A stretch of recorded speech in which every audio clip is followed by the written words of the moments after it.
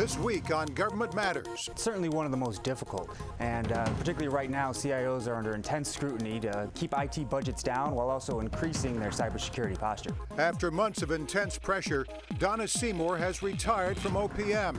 Is Chief Information Officer the most embattled job in government? For the last 10 years, we've been seeing the dependence on the internet grow and the vulnerabilities increase, and people are struggling to find out what they can do at their own individual organizations. California's Attorney General just drew another line in the sand. We detail her definition for minimum action to protect against cyber attacks. Part of this is about just doing what we're supposed to do in cyber, and that in of itself will help eliminate a lot of the bad things that are happening. That cyber imperative applies to federal agencies as well. One nonprofit says we're all over it. Government Matters starts right now. From ABC 7 and News Channel 8, this is Government Matters. To our viewers around the world on the American Forces Network and here in the nation's capital, thanks for joining us. Government is the engine that runs this city. That's why Government Matters. Every week we'll bring you the top headlines in tech, security, and management. I'm your host, Morris Jones. In efforts to make good on an unfulfilled campaign promise, President Obama submitted a plan that would close the detention center at Guantanamo Bay, Cuba. It ran into a wall of Republican opposition and appears to be headed for the courts. Jonathan Karl has the latest. It holds some of the world's most notorious terrorists, including 9/11 mastermind Khalid Sheikh Mohammed and Abu Zubaydah, once al-Qaeda's chief of operations. In releasing his plan to close Guantanamo, keeping this facility open is contrary to our values.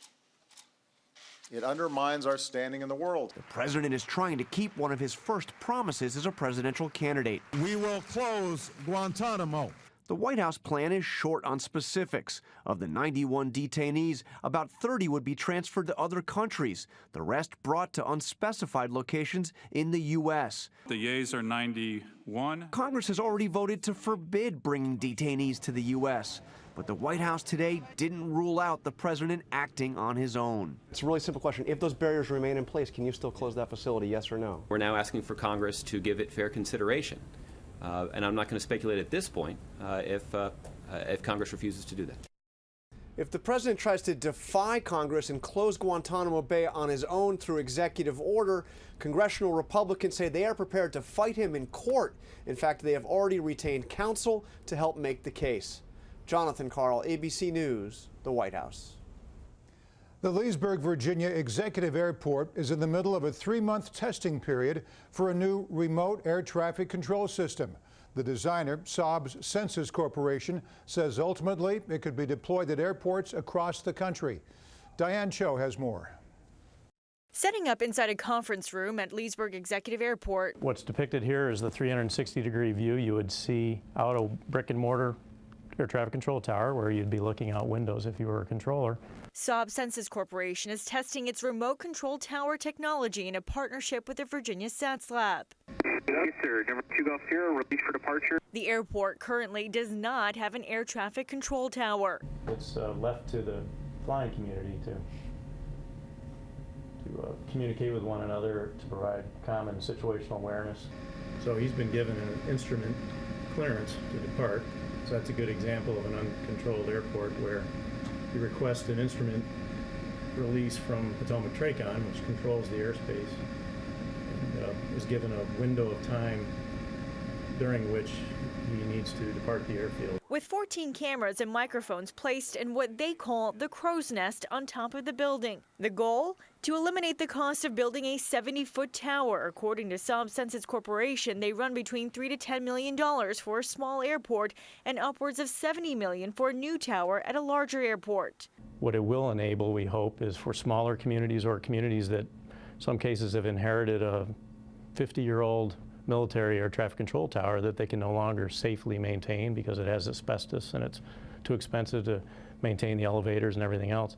So the idea is that they could, in theory, replace that old aging tower with a new structure and potentially consolidate. Today, he says the system is only being used in Sweden, where remote controllers are providing air traffic services to an airport 90 miles away. There's no technical physical limitations. We did testing in Australia. We ran the video 900 miles from a very remote airfield in the desert climates, I'm told.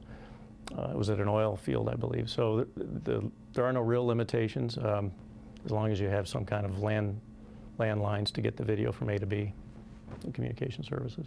The system has a pan-tilt zoom camera, which allows a controller to look at other parts of the taxiway or runway and zoom in like an eagle far beyond what regular binoculars can show you. The system can also track a plane as it taxis. In front of the window for each of the 14 cameras, there's an air blade system that basically creates a sweeping effect across the glass. So anytime there's dust or rain or snow, it has less chance of adhering to the glass because of that pressure system. As for what's next, he says the company's hoping to get into the next round of testing by summer or fall.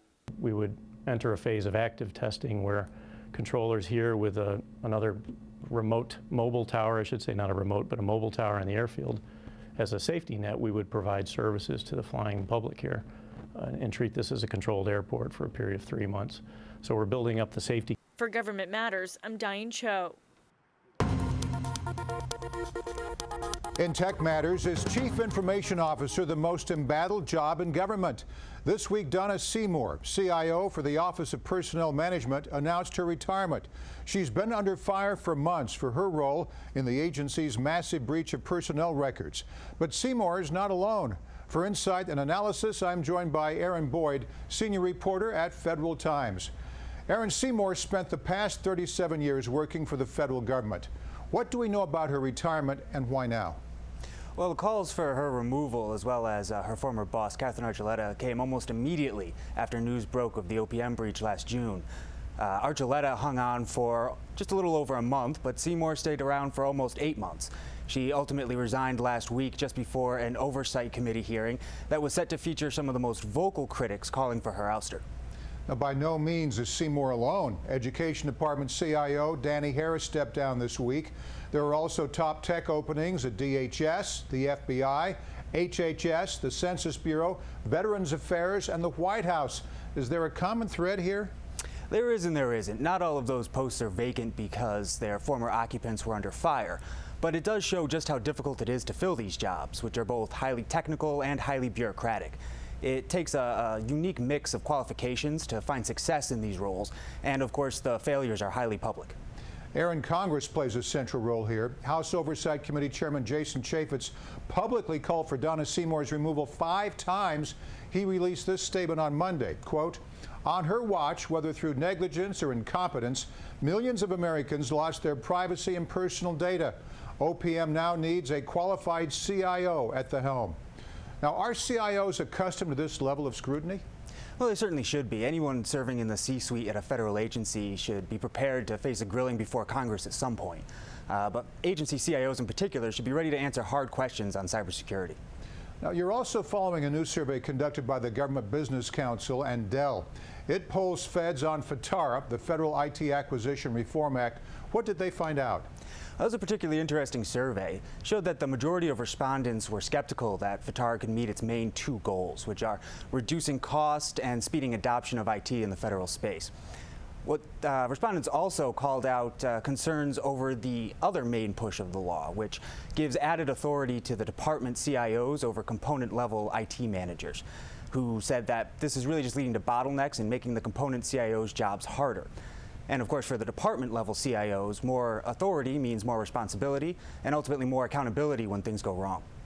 So feds are worried that the most significant piece of IT legislation in 20 years will hurt more than it helps. They're under increased scrutiny by Congress, and plenty of CIO jobs remain unfilled. Is this the most embattled job in government? It's certainly one of the most difficult, and particularly right now, CIOs are under intense scrutiny to keep IT budgets down while also increasing their cybersecurity posture. Aaron Boyd, senior reporter at Federal Times. Thanks, Aaron. Thank you, Morris. We'll turn from tech to security straight ahead on Government Matters. Cyber is also top priority for California Attorney General Kamala Harris. She drew a line in the sand this week. It could have a domino effect on the entire tech industry. Details next.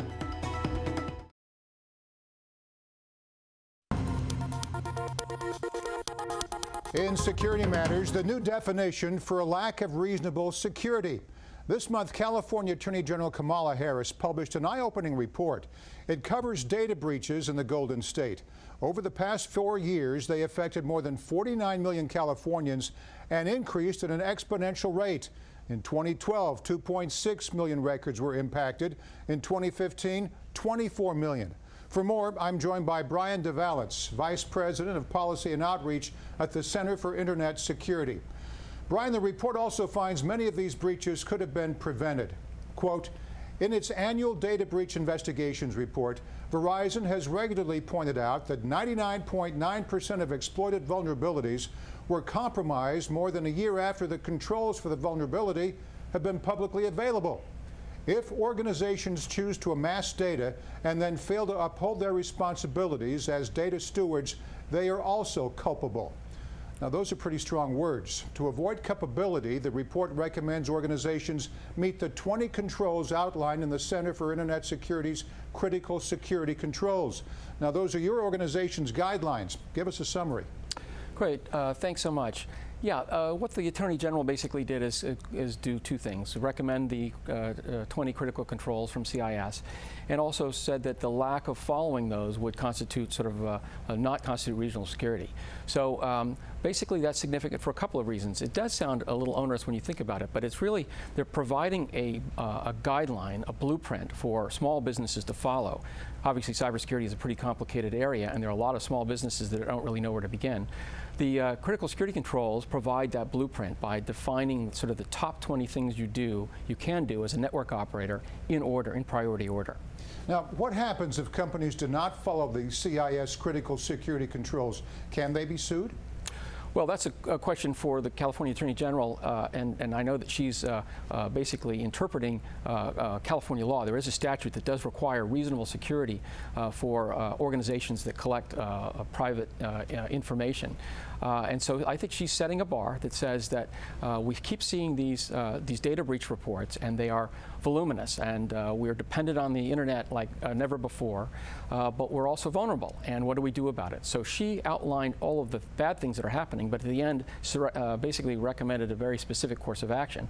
I think that our controls provides that very specific priority order things that these organizations can do to mitigate their vulnerabilities. I've got more on that, Brian. The California Attorney General's report also recommends multi-factor authentication, encryption of data in transit, increased use of fraud alerts, and the harmonizing of state breach laws. Where do you see the biggest challenge here?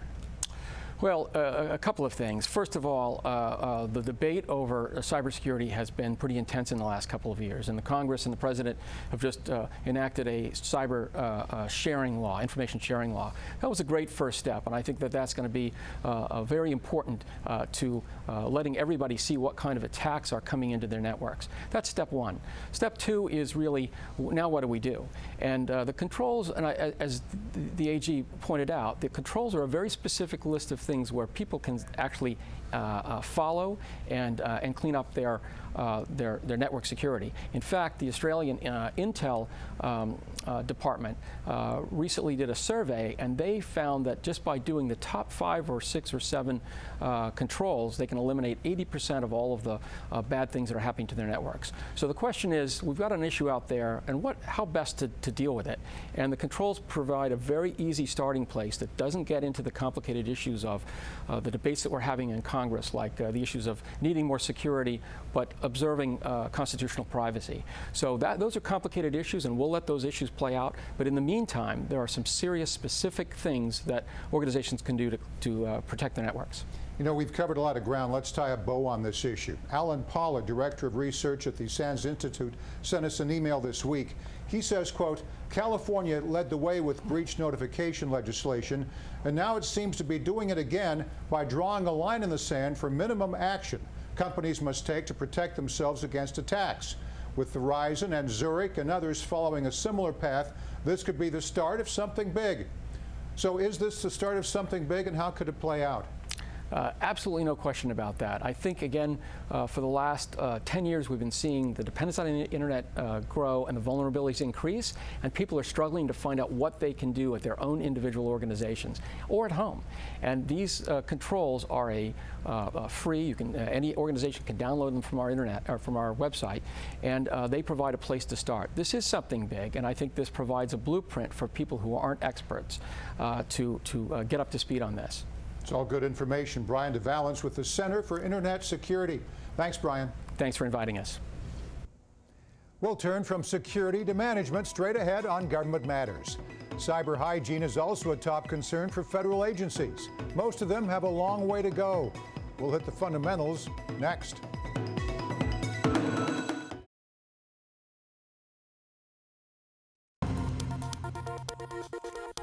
In Management Matters, the Cyber Innovation Ideation Initiative. Last year, ACT-IAC took suggestions from more than 100 cyber professionals, rooted out key themes, and wrapped them into a detailed report. In December, they submitted that report to the White House. For an update, I'm joined by Dave McClure, Executive Vice Chair of the Industry Advisory Council and Chief Strategist at Veris Group. Dave, we hear time and time again that federal agencies are not following fundamental guidelines for cyber hygiene. Your report offers more evidence to that effect. Quote, much of what is required, expected, or even possible in cybersecurity management is known to cybersecurity professionals, but not fully or properly implemented across the government. Now, you identify addressing cybersecurity fundamentals as challenge number one. Why? Well, Morris, I think that's the point we learned from the ideation is that a lot of the fundamentals in cyber are the reasons why we have the problems that we do. Simple patching, simple password protection, not taking care of vulnerabilities that are known in software and hardware installations.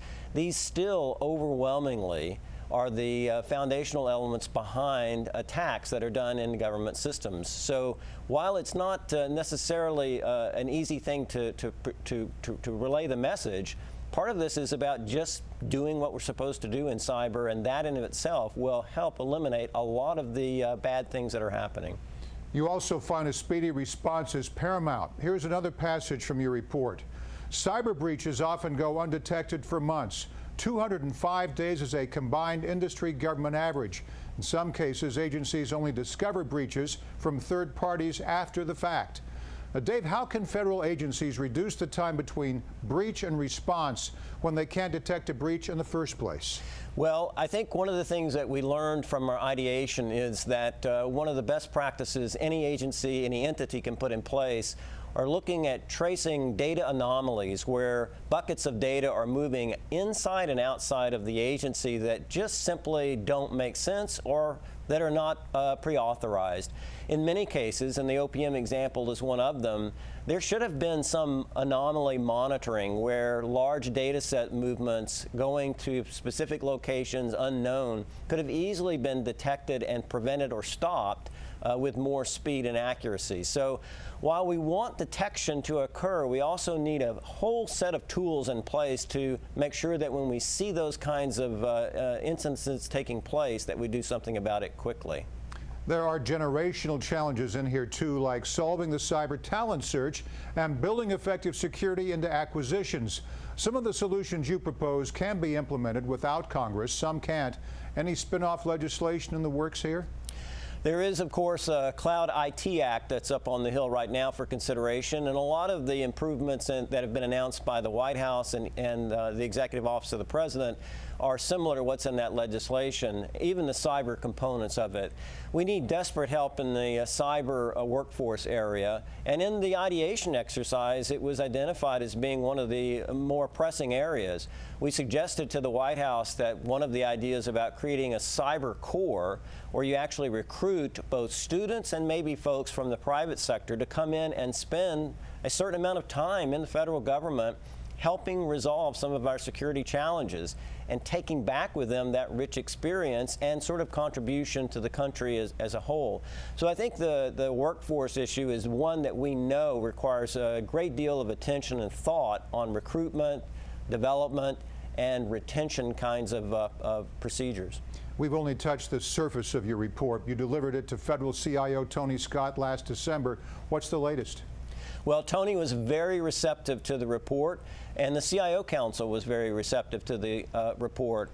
As a result, IAC ACT are definitely chewing on two specific recommendation areas. One is in the workforce area, where we're developing through our communities of interest a playbook that could be used by federal agencies for better recruitment, retention, and development practices in the cyber area, and surfacing the sort of the details behind the cyber core suggestion. The second area deals with acquisition. Acquisition in the cyberspace is often out of touch with each other. The acquisition rules, time frames simply don't mesh with the speed and urgency that's required in the cyberspace. So we're spending some time putting together a hallways type of approach, best practices, templates, contract language that could help the federal government.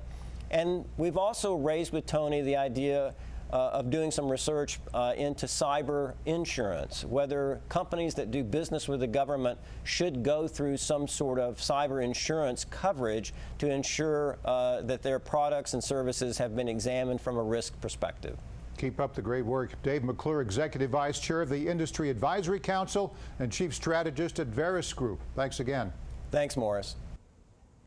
And we'll turn from management to final matters straight ahead.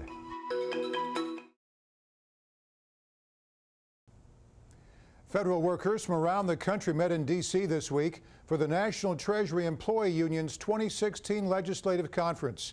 President Tony Reardon rallied the group and called on Congress to stop ongoing threats to pay, benefits, and collective bargaining rights. In America, if you work hard every single day at your job, you not only deserve fair compensation, but you deserve respect for the work that you do. And that's the latest from Washington. Thanks for being with us. I'm Morris Jones. We know your week is filled with other matters. Save this half hour for us.